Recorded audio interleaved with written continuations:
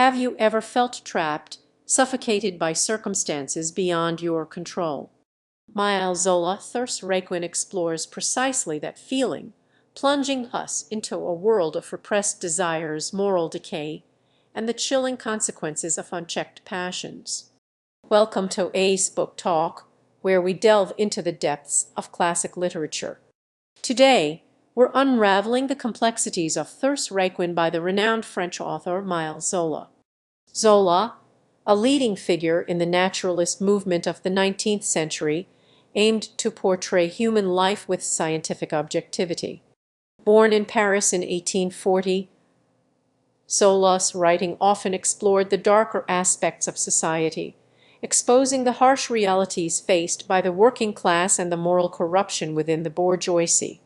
He believed that heredity and environment played a crucial role in shaping human behavior, a theme prominently displayed in Therese Raquin. This novel, published in 1867, was met with controversy due to its explicit content and unflinching depiction of adultery and murder.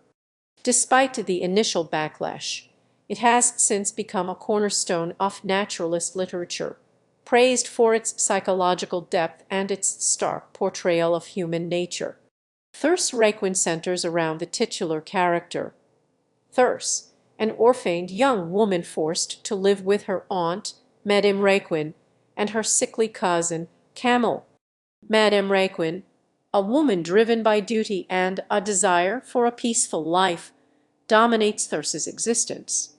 Camille, weak and demanding, offers Thérèse no companionship, leaving her feeling isolated and emotionally starved. The Raquins live a monotonous existence in a gloomy shop in Paris, a symbol of the suffocating environment that traps Thérèse. Enter Laurent, a charismatic artist and Camille's childhood friend. He visits the Raquins regularly and becomes increasingly drawn to Thérèse's suppressed passions. Thérèse, starved for affection and excitement, finds herself consumed by a powerful and forbidden desire for Laurent. For a sire, ever.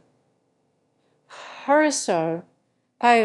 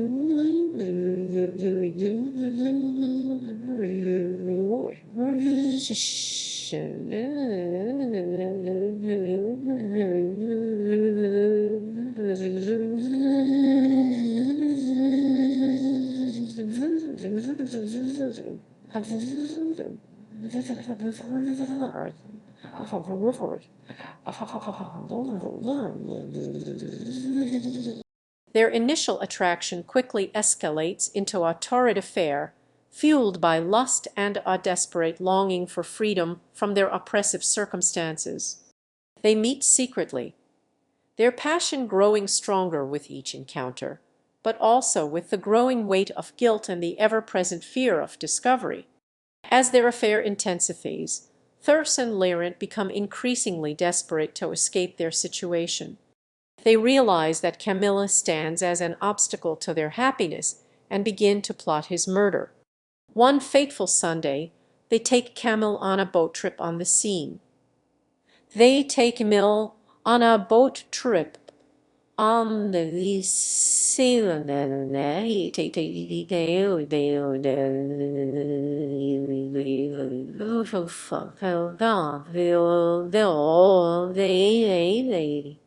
During the excursion, Larent deliberately drowns Camille, staging it as an accidental drowning. They return to Paris, burdened by their crime, and attempt to resume their lives, hoping to put the past behind them. However, the guilt and the trauma of their actions begin to haunt them. Thirst becomes increasingly withdrawn and prone to fits of anxiety, while Larent is plagued by nightmares and a growing sense of paranoia. Their relationship, once fueled by passion, slowly deteriorates under the weight of their shared secret. The presence of Camille's ghost, both literally in their minds and figuratively in their surroundings, becomes an unbearable burden. Madame Raquin, initially grief-stricken by the loss of her son, gradually suspects the truth about Camille's death. While initially unable to act, she observes Thérèse and Larent with growing suspicion. Driven by a desire to alleviate their guilt and to appease Madame Raquin, Thérèse and Larent decide to marry. They believe that marriage will provide them with a sense of normalcy and allow them to move on with their lives. However, their marriage is a disaster. They are haunted by the memory of their crime, unable to find solace or happiness in each other's company. Their guilt intensifies with each passing day, turning their once passionate love into a venomous hatred. They are trapped in a cycle of recrimination and despair, constantly reminded of the terrible act they committed.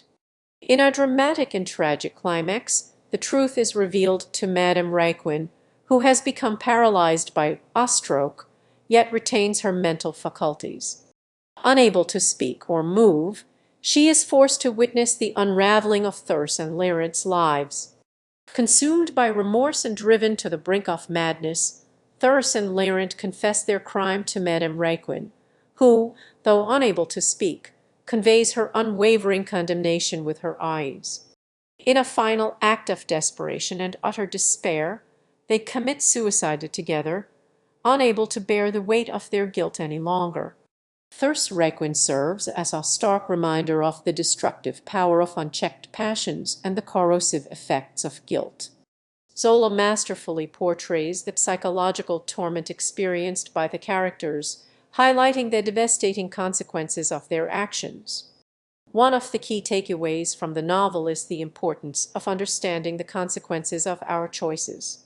Thérèse and Larent's impulsive decision to commit murder leads to their ultimate destruction, demonstrating that short-term gratification can have long-lasting and devastating repercussions. Another important lesson is the exploration of the themes of guilt and remorse.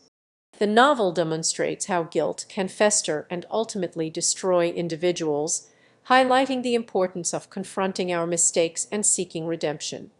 The novel also explores the power of environment and heredity on human behavior. Zola suggests that individuals are often products of their circumstances, and that societal pressures can contribute to moral decay. Therese Raquin is a powerful and disturbing novel that continues to resonate with readers today. Its exploration of human nature, its unflinching portrayal of moral corruption, and its profound insights into the human condition make it a truly unforgettable work of literature. Thank you for joining Ace Book Talk today. We hope you enjoyed this exploration of Émile Zola's Therese Raquin. Be sure to subscribe for more classic literature recommendations and insightful analysis. Until next time, happy reading.